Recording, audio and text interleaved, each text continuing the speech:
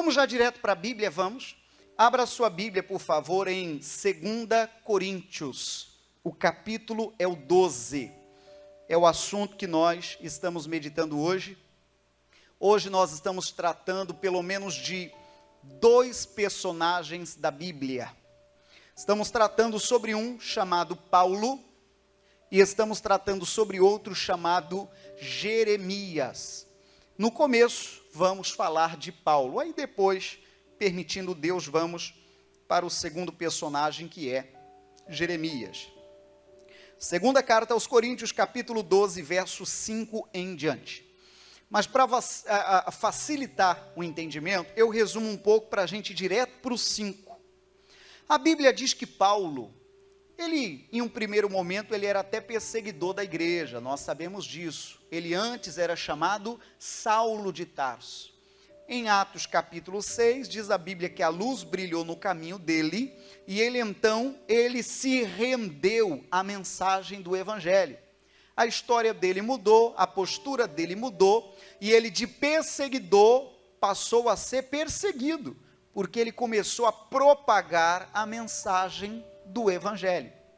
Mas, vencido toda essa história dele, entrando na fé, diz a Bíblia que ele recebeu uma visão celestial, mas tão grande. Ele começou a compreender as coisas celestiais de uma maneira tão grande, tão poderosa, que diz a Bíblia que ele considerou tudo aquilo inefável. Uma palavrinha nova.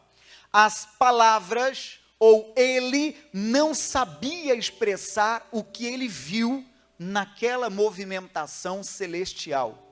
Ele chega a dizer, não sabe se no corpo ou fora do corpo, mas ele sabe que ele compreendeu e viu algumas coisas celestiais que ele ficou com o olho brilhando. Ele ficou com o olhar estatalado para aquela movimentação celestial. Repito, ele considerou aquilo tudo inefável, ele não conseguiu dizer o que viu, foi tão vislumbrante que trazer para o vocabulário, trazer para a explicação nossa limitada, ele não foi capaz, foi algo maravilhoso. Eu paro e penso, irmão, o que será que ele viu, né, irmão?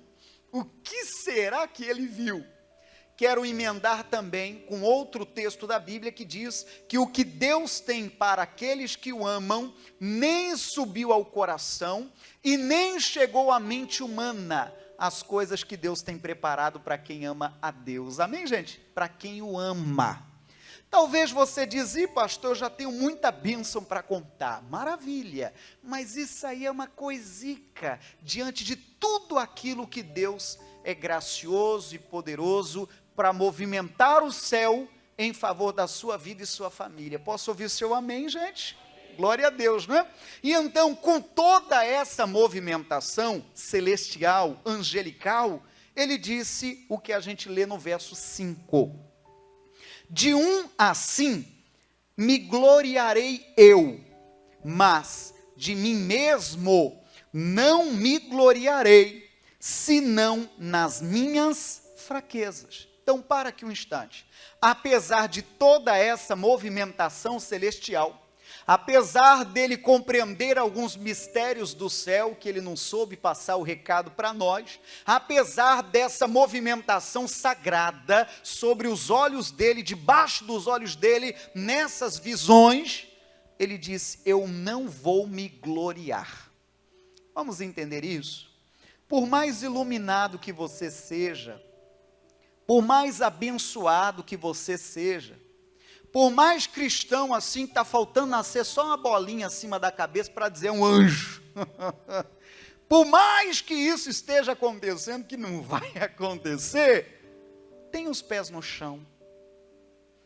Não comece assim, vai descer por causa dessas coisas. Não se glorie por causa dessas coisas. Isso vale para o pregador, isso vale para qualquer integrante da equipe, isso vale para o membro antigo, para o membro novo, essa lição de não se envaidecer.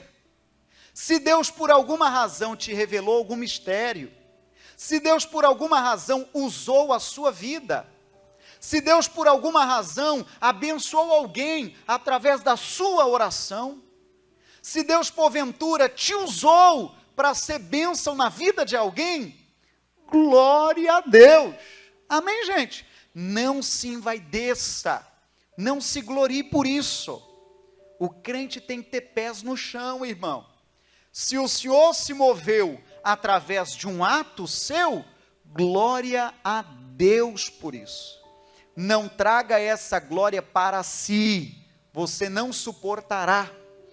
Diz a Bíblia que Lúcifer, o desejo dele era receber ou ser pelo menos igual a Deus. Ele entrou então numa competição desenfreada, querendo que aquilo que era para Deus, ele queria para ele. Não seja bobó. Lúcifer, você sabe que ele teve esse final trágico de ser expulso dos céus por causa desse sentimento. Repito e insisto, se Deus te usou em alguma ocasião, glória a Deus. Você quer um segredo como eu gosto de fazer? Talvez seja bom para você.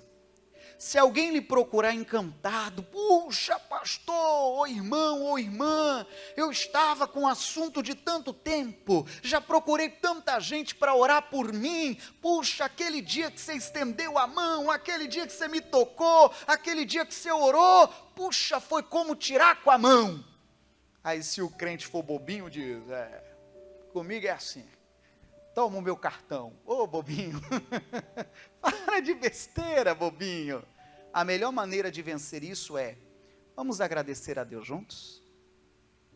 Que bom que eu pude ser bênção para você.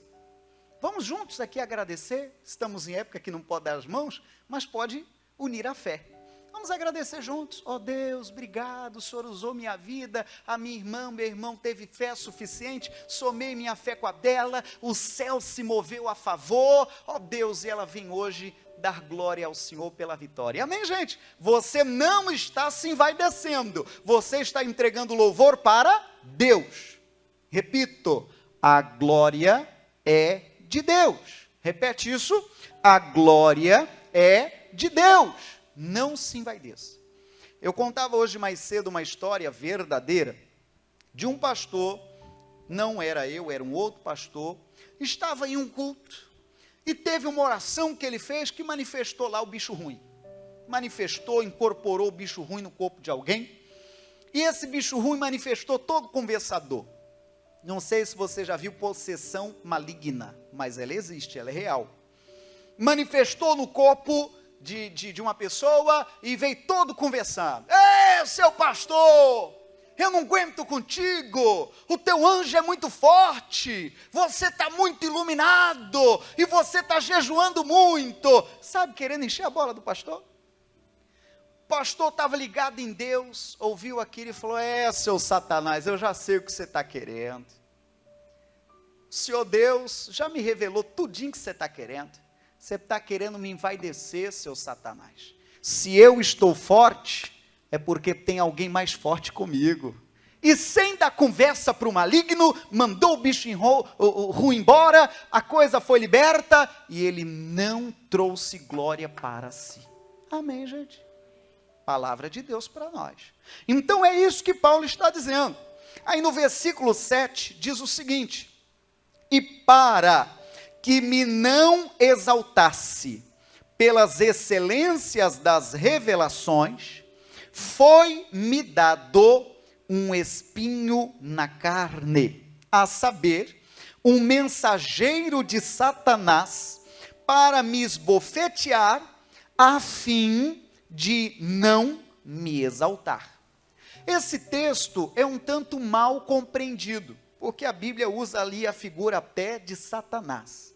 Há uma corrente bíblica que entende que isso que Paulo estava dizendo poderia ser uma enfermidade que ele tinha.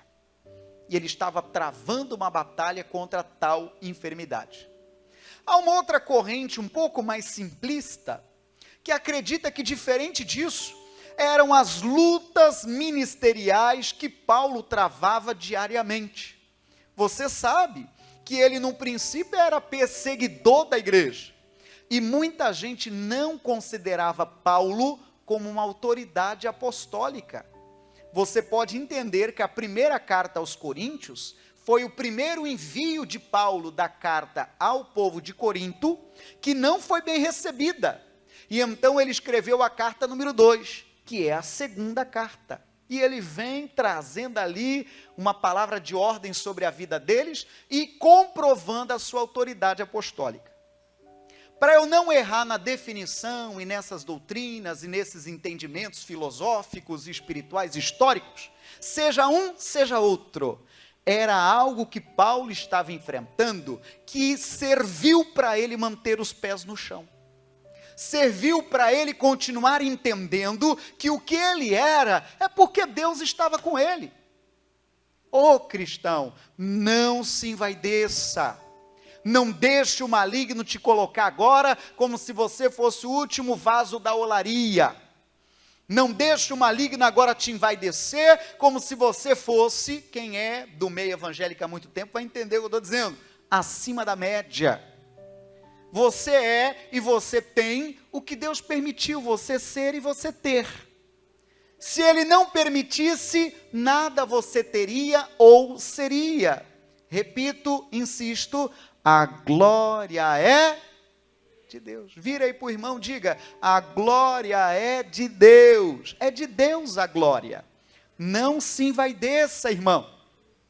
Pessoa que talvez é do louvor, e às vezes alguém elogia, puxa, que vozeirão você tem. A pessoa, nem tanto, olha que hoje eu nem aqueci a voz, bobinho. Olha que hoje eu nem mostrei todo o meu potencial, mas é bobinho. O que você tem e é porque Deus permitiu você ter e ser. Não se envaideça, isso aí é maligno. Diga amém, gente? Aí, prosseguindo, versículo 9, diz o seguinte, e o Senhor me disse, respondeu, leia comigo o 9, gosto que você interage, mesmo que esteja aí com os abafadores, vamos o 9, a minha graça te basta, porque o meu poder se aperfeiçoa na fraqueza, de boa vontade, pois, me gloriarei nas minhas fraquezas, para que em mim habite o poder de Cristo. Olha a resposta que ele recebeu do céu, quando ele vivia aquela limitação e aquela dificuldade. A resposta do céu foi, Paulo, a minha graça ela basta, tão somente saiba que eu estou com você, Paulo, tão somente saiba que eu estou com você, aí põe seu nome, Benedito, Roberto, Serafim, Emanuel, Sodré, aí põe teu nome, a minha companhia te basta. Se o caminho vai ser turbulento ou não, se o caminho vai ser para a esquerda ou para a direita, isso não importa. O que eu quero que você entenda é que a minha graça vai te acompanhar. O que eu quero que você entenda é que eu estarei contigo, Paulo. E o Senhor Jesus disse isso para nós, eu não te deixarei, eu jamais te desampararei. Então é uma palavra de ordem do Senhor para nós, mantenha os pés no chão, crente, seja vivendo muito bem, ou seja talvez vivendo dias ruins, de que a promessa é que o Senhor não vai lhe deixar. Posso ouvir o teu amém, irmãos? Glorificado seja o nome do Senhor. E ele disse que o poder dele se aperfeiçoa na fraqueza. Você sabe que o crente de verdade, o tiro maligno sai pela culatra, porque quando se levanta uma situação difícil, o crente de verdade vai onde, irmão? Vai para Deus, corre para Deus, dobra o joelho pela madrugada, levanta a voz em oração, quando algo difícil se levanta, o crente de verdade vai para Deus, então o tiro maligno sai pela culatra, pensando que o inimigo vai derrubar o crente se apega mais a Deus, você diz aleluia, o tiro sai pela culatra. E eu abro parênteses falando desse momento que estamos vivendo. Se o maligno pensou que isso ia abalar as estruturas da casa de Deus, eu não digo desta, eu digo do povo de Deus, irmão, mas ele está redondamente enganado, porque em cada casa agora é uma igreja de Jesus, amém, pessoal? Em cada lar agora tem servos da luz, de lá recebendo e transmitindo a luz divina. Levanta a mão assim, diga aleluia, Jesus, diga ilumina mesmo, Senhor. O tiro saiu pela culatra. Mas veja o que diz o verso 10. Pelo que sinto prazer nas fraquezas, nas injúrias, nas necessidades, nas perseguições, nas angústias. Parece estranho esse discurso. Por amor de Cristo. Porque, leia o final, quando estou fraco, então sou forte. Irmão, se o maligno estava preparando lá a festinha para a tua derrota, vai ver, já entregou os ingressos todos lá no inferno. É hoje que a gente celebra a queda de um crente. Aí esse crente vai a Deus: Senhor, hoje eu não estou legal, Senhor, hoje eu estou estranho, Senhor, Senhor, oh Senhor, me ajuda, me socorre que eu vou cair, eu estou escorregando. E vem o Senhor, estende a mão e faz desse crente o vencedor.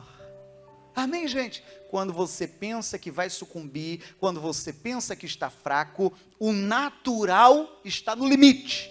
Entra então o sobrenatural. Entra o milagre.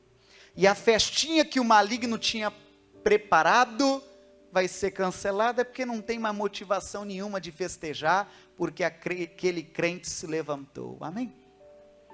Eu contava hoje mais cedo um caso verdadeiro. Um dos meus primeiros pastores, não foi o primeiro, mas foi um dos primeiros. Ele contava de uma fase difícil que ele passou no começo do ministério.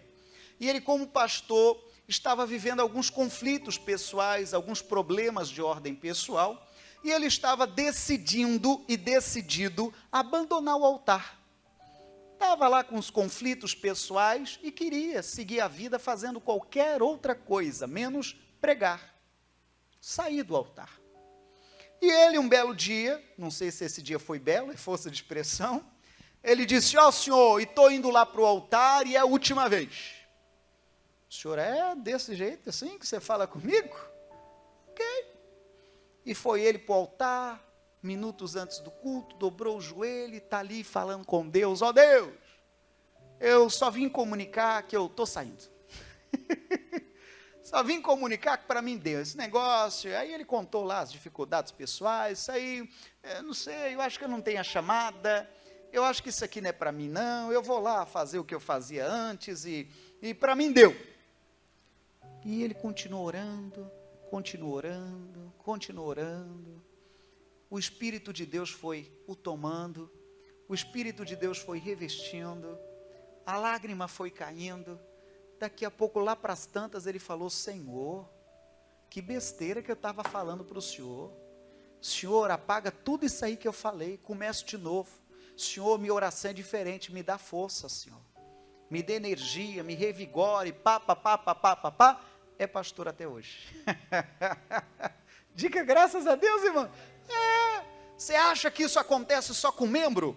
Você acha que esses conflitos de ordem pessoal e problemas pessoais acontecem só contigo, visitante?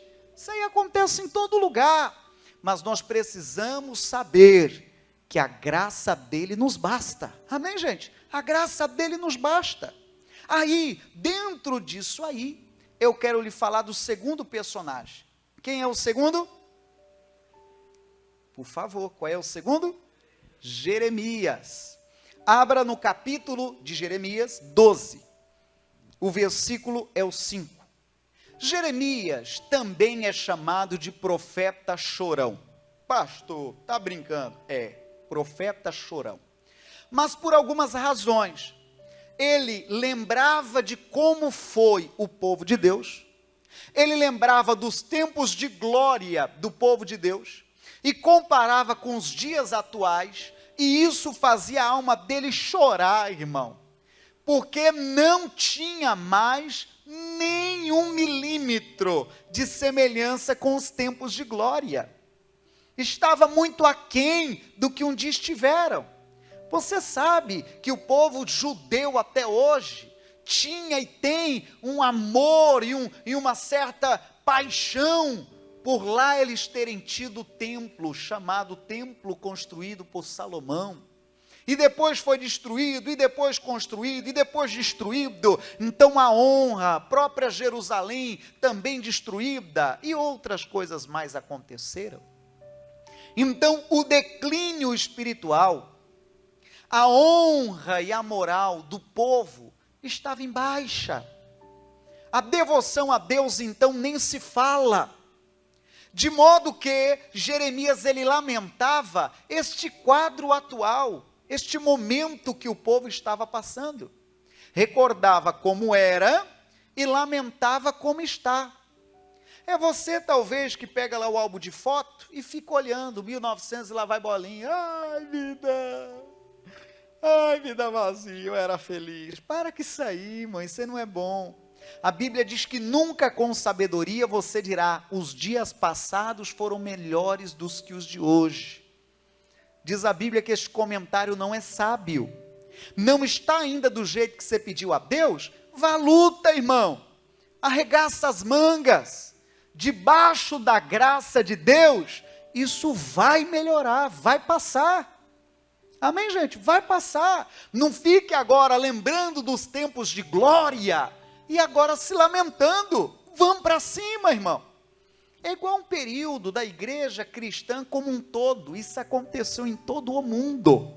Houve uma época que qualquer igreja recém-aberta tinha que colocar cadeiras extras, porque foi um boom do evangelho na pregação até televisiva. Aí agora vai ficar lembrando dos tempos de glória e se lamentando? É ruim, hein? Deus é mais. Diga amém, gente? Deus é mais. Só que arregaça as mangas e faça o trabalho de Deus.